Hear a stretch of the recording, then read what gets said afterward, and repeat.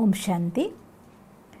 ഞാൻ ഓർത്തു പോവേ, കുട്ടിക്കാലത്ത് നമ്മളൊക്കെ പങ്കെടുത്ത ഒരു ചെറിയ മത്സരം ഉണ്ടായിരുന്നു.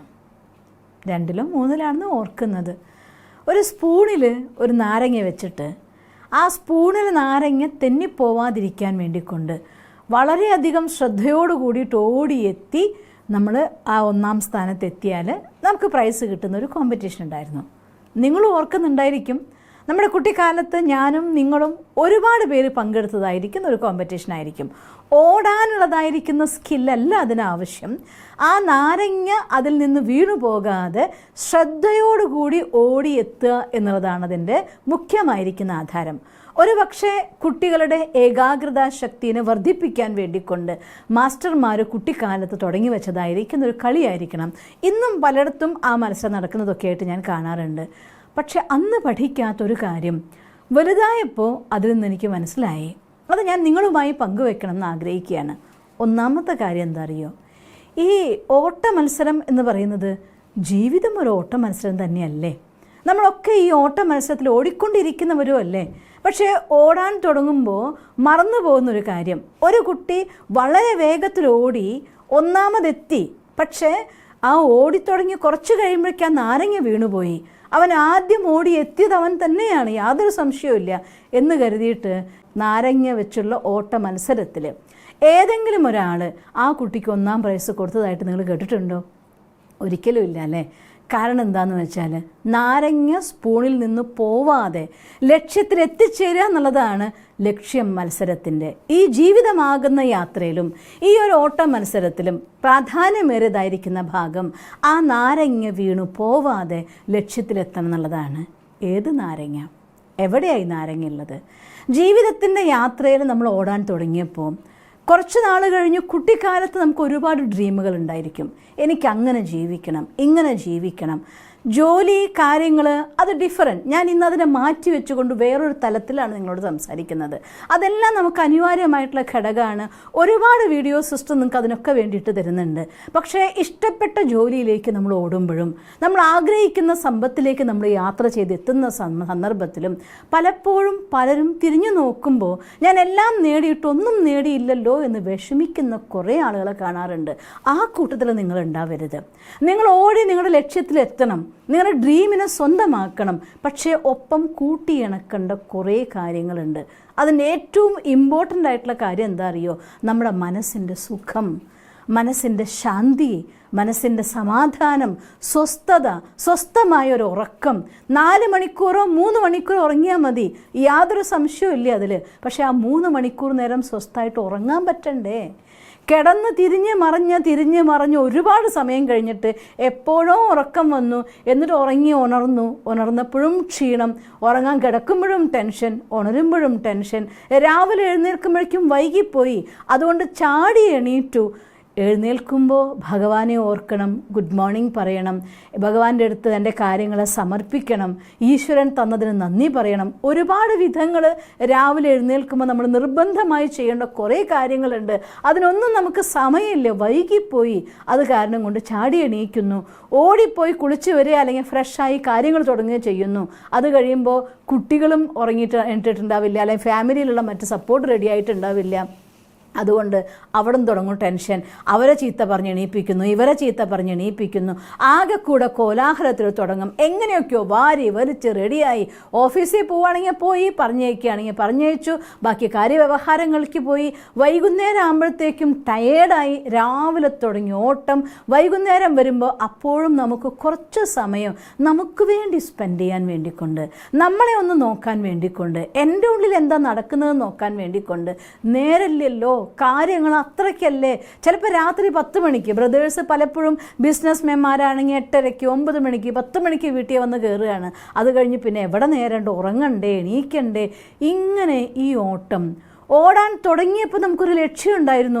എൻ്റെ ഫാമിലി എന്ന് പറയുമ്പോൾ ഇങ്ങനെയായിരിക്കണം, ഞാൻ എൻ്റെ ഫാമിലി മെമ്പേഴ്സിനോട് ഇങ്ങനെ പെരുമാറും. അത് ആൺകുട്ടിയാണെങ്കിലും പെൺകുട്ടിയാണെങ്കിലും ജീവിതയാത്ര ആരംഭിക്കാൻ വേണ്ടി സ്വപ്നം കാണുമ്പോൾ എൻ്റെ ഫാമിലിയിൽ ഇങ്ങനത്തെ മൊമെൻറ്റ്സ് ഉണ്ടായിരിക്കണം, എൻ്റെ ഫാമിലിയിൽ ഇങ്ങനെ ഹാപ്പി ആയിട്ടുണ്ടായിരിക്കണം, ഇങ്ങനെ ഹെൽത്തി ആയിട്ടുണ്ടായിരിക്കണം. എന്തെല്ലാം സ്വപ്നങ്ങൾ കണ്ടവരായിരുന്നു നിങ്ങൾ. എന്നിട്ടിപ്പോൾ എവിടെയാണ് അതെല്ലാം? എന്ത് പറ്റിയത്? ഈ ഓട്ടത്തിൽ ഇതെല്ലാം മറന്നു. എന്നും ചെയ്യേണ്ട കാര്യങ്ങളുടെ മാത്രം ചിന്തയിൽ ആ ഓട്ടത്തിൽ ഓരോ ദിവസം കഴിയും തോറും ഭാരം കൂടി കൂടി കൂടി. ഒരു ഗ്ലാസ് വെള്ളം നിങ്ങളുടെ കയ്യിൽ ഞാൻ വെച്ച് തന്നിട്ട് ഈ ഗ്ലാസ്സിൽ വെള്ളം കൊണ്ട് നിങ്ങൾ മുഴുവൻ കാലത്ത് നടക്കണമെന്ന് പറഞ്ഞാൽ ഒരു കുറച്ച് നേരം കഴിയുമ്പോൾ ഈ വെള്ളം എവിടെ ഇറക്കി വെക്കണ്ടേ നിങ്ങൾ ചോദിച്ചു പോവും. ആ ഭാരത്തിൽ നമ്മൾ ബോധേഡാണ്, നമ്മൾ ഫീൽ ചെയ്യും, നമ്മൾ അറിയുന്നു ആ ഭാരത്തെക്കുറിച്ച്. പക്ഷേ ഇവിടെ കയറ്റുന്ന ഭാരം, അത് നമുക്ക് ഇവിടെ ഉണ്ടാക്കുന്ന പ്രഭാവം, ഇത് രണ്ടിലും നമ്മുടെ അവെയറല്ല. അതുകൊണ്ട് ഓടി ഓടി ഓടി ഒരു ദിവസം എപ്പോഴെങ്കിലും ഈ മെഷീൻ അങ്ങ് നിന്നു പോകുന്നു. എത്ര പേരെയാണ് കേൾക്കേണ്ടത്? 35 വയസ്സ്, 30 വയസ്സ്, 40 വയസ്സ്, വീട്ടിൽ നിന്ന് ജോലിക്ക് ഇറങ്ങിയതാണ്, കുറച്ച് കഴിഞ്ഞപ്പോഴത്തേക്കും വഴിയിൽ വെച്ച് തളർന്ന് വീണ് മരിച്ചുപോയി. ഈ അടുത്ത ഇടയായിട്ട് എത്ര പേരെ ആ 35-40 ഇടയിൽ ഇങ്ങനെ വീണു മരിച്ചു എന്ന് കേൾക്കുന്ന വാർത്ത ഞാൻ ചിന്തിച്ചു പോയി. ഒരു പക്ഷേ തൻ്റെ സ്പൂണിൻ്റെ ഉള്ളിൽ നാരങ്ങ ഉണ്ടോ എന്ന് അവർ ശ്രദ്ധിച്ചിരുന്നുവെങ്കിൽ, ഇങ്ങനെയൊന്നും സ്പൂണിൻ്റെ ഉള്ളിൽ നാരങ്ങ ഉണ്ടോ എന്നവർ ശ്രദ്ധിച്ചിരുന്നുവെങ്കിൽ ഇത്രയും പ്രയാസം ഉണ്ടാവില്ലായിരുന്നു. കുറഞ്ഞ സമയം. നമുക്ക് ആർക്കറിയാൻ ഈ പുറത്തുപോയ ശ്വാസം അകത്തേക്ക് എനിക്ക് എടുക്കാൻ പറ്റുമോ എന്നുള്ള കാര്യത്തെക്കുറിച്ച് ആർക്കാ വിശ്വാസം, ആർക്കാ ഉറപ്പ്? അതുകൊണ്ട് ഈ നിമിഷം ഇപ്പോൾ ഞാൻ ജീവിക്കുന്നുവെങ്കിൽ എൻ്റെ മനസ്സിനുള്ള കാം, ആ പീസ്, അങ്ങനെയുള്ളതായിരിക്കുന്ന ഒരു പവർഫുൾ പീസ്ഫുൾ സ്റ്റേജ് എക്സ്പീരിയൻസ് ചെയ്തുകൊണ്ട് നമുക്ക് ജീവിക്കാം. ഈ സ്പൂൺ നഷ്ടപ്പെട്ടിട്ട് നിങ്ങൾ ഓടി എത്തുന്നില്ല എന്നുള്ളതാണ് സത്യം.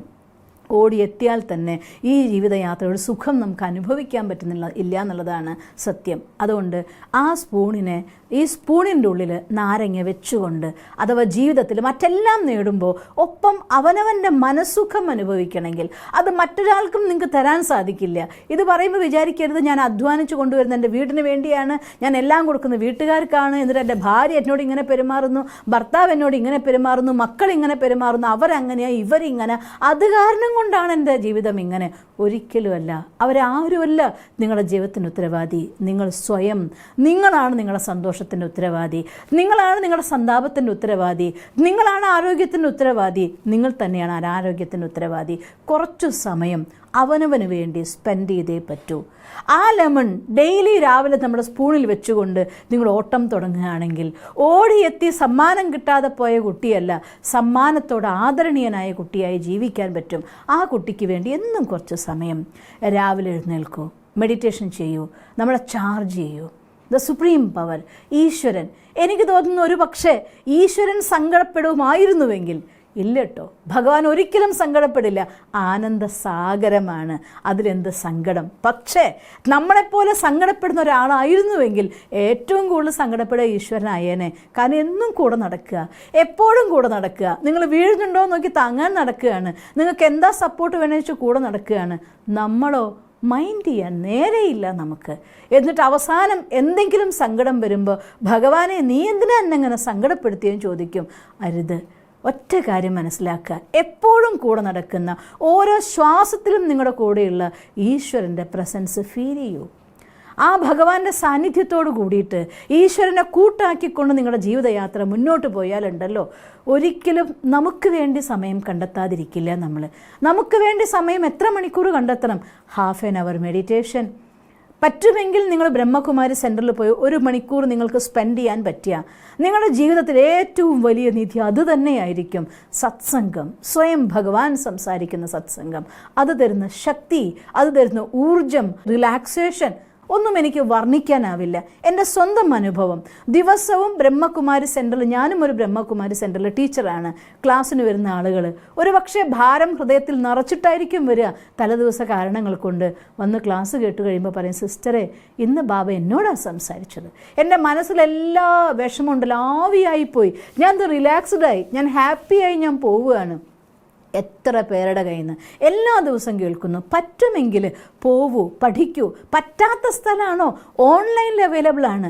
ആ മഹാവാക്യം കേട്ട് നമുക്ക് വേണ്ടിയുള്ള സമയമാണത്. കുറച്ച് സമയം മെഡിറ്റേഷൻ ചെയ്യാൻ, ഏർലി മോർണിംഗിൽ എഴുന്നേറ്റ് കുറച്ച് സമയം ഭഗവാന്റെ കൂടെ സ്പെൻഡ് ചെയ്യാൻ, ഈശ്വരനോട് സംസാരിക്കാൻ, ഈശ്വരൻ സംസാരിക്കുന്നത് കേൾക്കാൻ, ആ ഊർജ്ജ സ്രോതസ്സുമായി കണക്റ്റഡ് ആവാൻ, ആ ഊർജ്ജം നമ്മൾ നിറയ്ക്കാൻ, അതിനുള്ള നിമിഷങ്ങളാണ് മെഡിറ്റേഷൻ മൊമെൻറ്റ്സ് എന്ന് പറയുന്നത്. മെഡിറ്റേഷൻ ഒരു പ്രോസസ് അല്ല. Meditation is an enjoyment. Meditation എന്ന് പറയുന്നത് നിങ്ങൾ കഷ്ടപ്പെട്ട് ചെയ്യേണ്ട ഒന്നല്ല. മെഡിറ്റേഷൻ എന്ന് പറയുന്നത് ആനന്ദം കൊണ്ട് ശക്തി നിറയ്ക്കുന്ന, ഊർജം നിറയ്ക്കുന്ന, ഉന്മേഷം നിറയ്ക്കുന്ന പ്രോസസ്സാണ്. കുറച്ച് സമയം അതിനു വേണ്ടി കണ്ടെത്തൂ.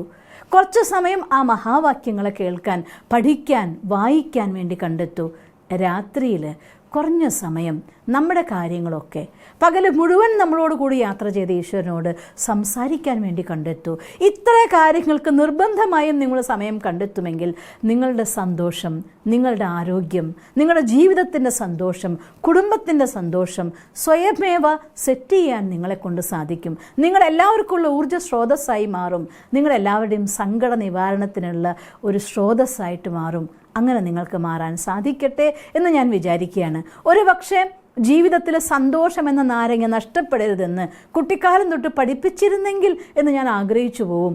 ഇനിയെങ്കിലും ഇന്നറിഞ്ഞ നിമിഷം മുതൽ ഈ നാരങ്ങ വീണു പോവാതിരിക്കാൻ ഇതും ചേർത്ത് വെച്ചുകൊണ്ടുള്ള ഈ ഓട്ടമോടി ജീവിതത്തിൽ സന്തോഷം എന്ന ലക്ഷ്യം എന്ന് പോണെങ്കിൽ പോട്ടെ, പക്ഷേ എപ്പോഴും അവസാനം പോകുമ്പോൾ ചിരിച്ചുകൊണ്ട് പോകാൻ വേണ്ടിക്കൊണ്ട് നിങ്ങൾക്ക് ഓരോരുത്തർക്കും സാധിക്കട്ടെ. ആരോഗ്യം നീണ്ടു കിട്ടട്ടെ, ആയുസ് നീണ്ടു കിട്ടട്ടെ, അകാല മൃത്യു നിങ്ങളെ ബാധിക്കാതിരിക്കട്ടെ എന്ന് ഈശ്വരോട് പ്രാർത്ഥിക്കുന്നു. ഓം ശാന്തി.